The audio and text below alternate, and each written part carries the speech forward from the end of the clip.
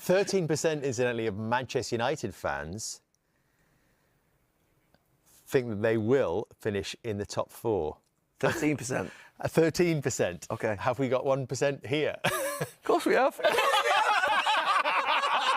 I can't disappoint you. Honestly. I've got to come back here in 10 months and try and defend this.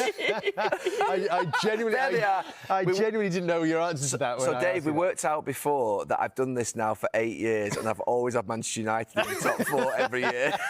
And just, it's a late change, but I think with a bit of science.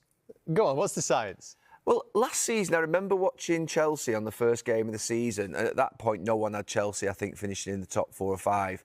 And I watched them against City and thought I saw something. I thought, that's not bad, that. That will do damage this season. That's a good team. And when I watched United yesterday, I thought the performance was very good.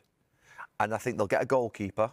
I absolutely am banking. They'll not make the mistake of not getting a goalkeeper. And when they bring a goalkeeper in, and you've got those players up front that they had yesterday with that back line, I think with the 3 weeks that they've got and no Champions League football, no Europa League, I think Manchester United will surprise a few people. Last week I had them 6th to 8th, but I have changed my mind over this week. I thought that performance yesterday was a really good performance. I genuinely liked it. They were high energy. We saw some stats before. It's the first time they've kept a higher possession, or the first time they've kept 60% possession against the top 3 team for 10 years. I think they won 70% of the duels yesterday. First time they've done that for 9 years. 22 shots on target. They haven't done that for about 11 years against the top 3. That was a dominant performance against the top 3 team. When United have beat top 3 teams in the last 5, 6, 7 years, it's always been smash and grab, sitting back, counter-attack, pinch a goal. That yesterday, they lost, but I value performance. I really value performance. If you perform like that, you'll win a lot of football matches. So for me, yeah, maybe it's a little bit of bias because of who I support, but I thought I saw something yesterday similar to what I saw last season with Chelsea when they lost to City. I thought Chelsea will be a good side this season, and I'm not sure Chelsea are going to find it as easy with the World Club Championships, the European games, all the demands of that. I think United will just sneak in with Liverpool and City. When you hear those compelling arguments, are you thinking, I wish I had Man United instead of Chelsea in my top 4? No. No. I think you've got to be very careful of getting carried away about one performance. And don't forget, they didn't win the game, they lost. And at no stage in the game did I think Manchester United were going to score a goal yesterday. I get what Gary's saying. I did think they played really well. Best I've seen them for a long time. There was pace, there was energy in the team. I think the front players they brought have got something, no doubt. But no, even though they had a lot of shots and we just seen David Raya make lots of saves, I didn't feel at any stage Man United were going to score a goal. And I just think that's a big jump from, what was it, 15th last season to 4th. I don't see that. And also, if I'm being honest, the manager's still got a lot to prove, really. And I think there's a lot of managers in this league who've done a lot more than he has in his... I think he's had about 40 games now for Man United. You think of Eddie Howe, think of Unai Emery. These are top managers. And, yeah, I don't see Manchester United that high, no. Interestingly, Manchester United, do you have them as 7th, as high as that? I mean, I'm forgetting now. So, how far down does Europa League go? It goes to probably 7th or 8th. Well, I mean, there's nine nine teams, isn't there? I think 9 teams in Europe this season. I think a club of the stature of Man United, with no European football, the fact that they've brought big players in Cunha and Buemo on there, goalkeepers maybe going to come in. If Man United aren't challenging for Europe, that's not acceptable. But you have Villa above them right now?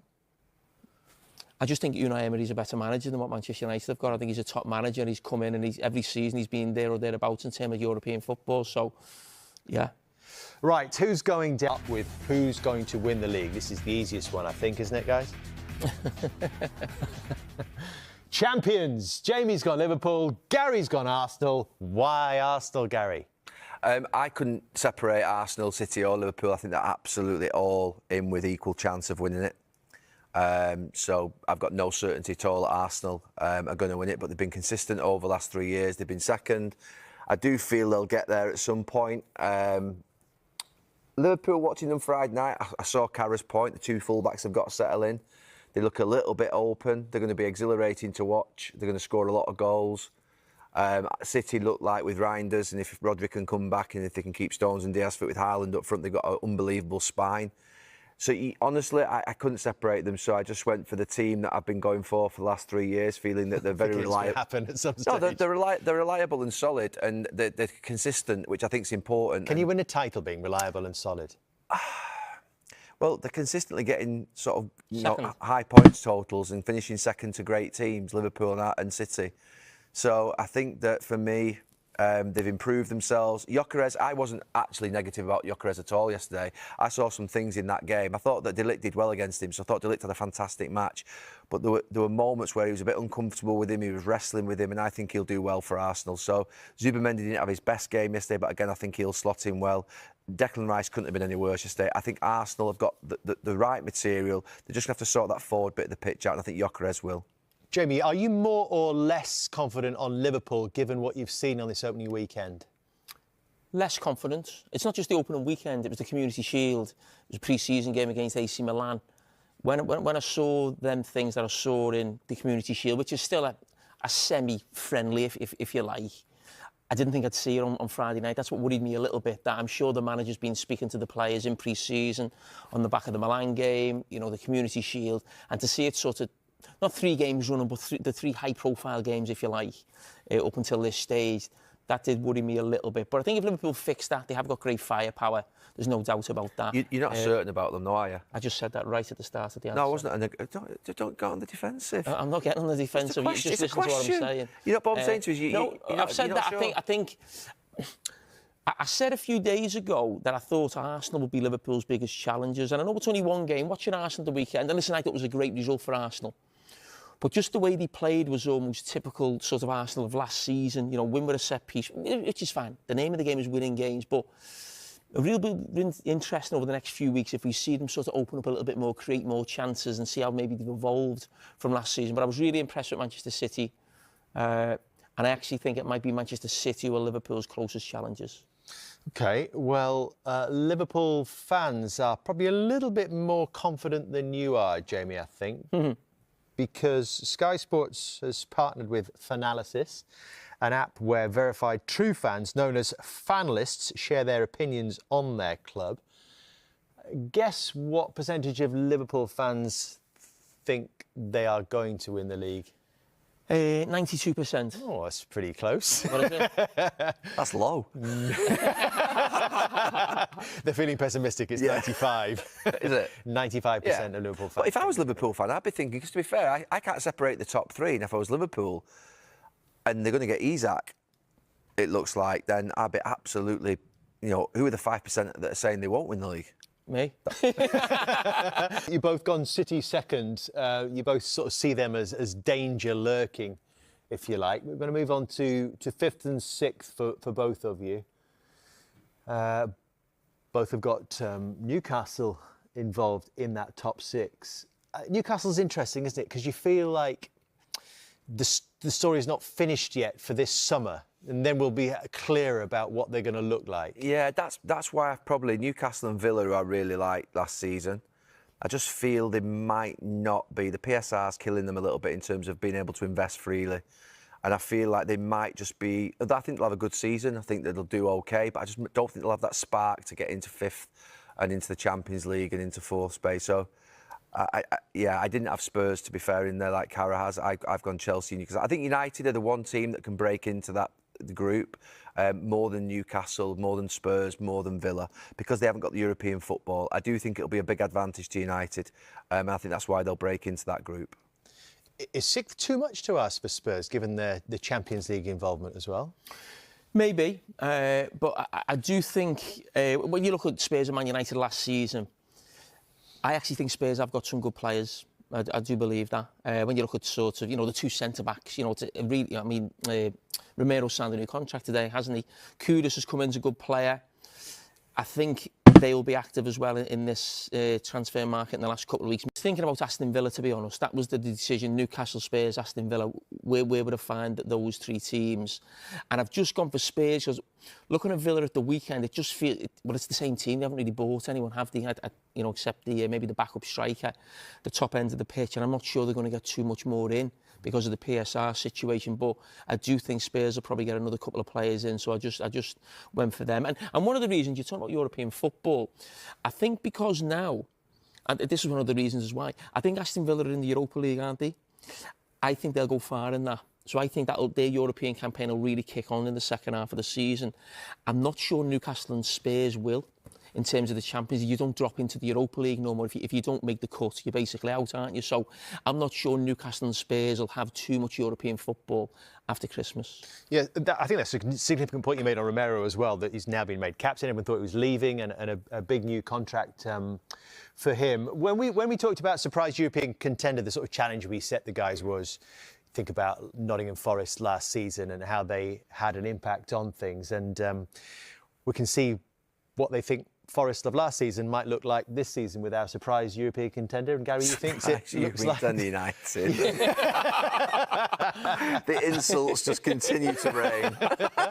Or you could just read that as actually he's got you 7th, which is not a million miles away from things, isn't it?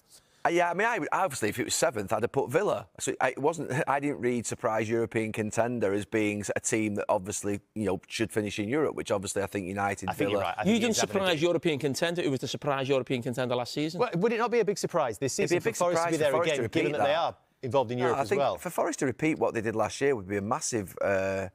It would be a massive result for them. I think that was a massive overreach and overperformance last year. They were punching well above their weight. So for me, for Forest to go in again would be a big surprise. But I actually think they've got a lot of very good players there, and they've got a good system of play. I think it's an efficient system of play that I think can win a lot of football matches. Gianluigi Donnarumma breaks silence on being forced out by PSG in cryptic message, with Man City among clubs interested in €40 million. Italy star Gianluigi Donnarumma has hit out at Paris Saint-Germain for freezing him out of the club, as he appeared to confirm he would be leaving the French giants this summer. The Italian star, 26, is widely regarded as one of the best goalkeepers in the world but has been effectively banished from the PSG first team. Reports in France had claimed he has been sidelined from training after being told by club chiefs that Lucas Chevalier, a €48 million arrival from Lille, would be their new number 1. And Donnarumma seemingly confirmed those reports as he posted a farewell message to PSG fans on social media on Tuesday. "Unfortunately, someone has decided that I can no longer be part of the group and contribute to the team's success," he said. "I am disappointed and disheartened." PSG have pushed Donnarumma to the exit door after being unable to agree a new contract, which expires next summer. It was confirmed on Monday that he had been axed from the squad for the Super Cup final against Spurs in Italy on Wednesday. His impending departure has attracted the attention of several European giants, including Manchester City and Manchester United, although the Red Devils are not thought to be in the race for his signature. Pep Guardiola's side are considering a move for the Italian, with Galatasaray interested in Ederson. City have already signed goalkeeper James Trafford for €31 million this summer, and the returning star is primed to be the club's new number 1. PSG are likely to want around €40 million for Donnarumma, who has also attracted interest from Real Madrid and clubs in Saudi Arabia. The goalkeeper, who reportedly earns around €200,000 a week at the League One club, thanked his teammates and fans in his message.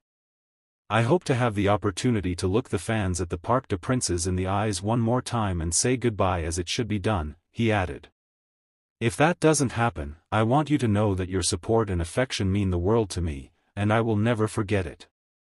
Donnarumma has made 161 appearances for PSG since joining the club from AC Milan back in 2021 on a free transfer. He has won 4 League One titles, 2 French Cups, 3 French Super Cups and the Champions League while at the club. Donnarumma has also enjoyed success with Italy, having helped his nation be crowned European champions back in 2021.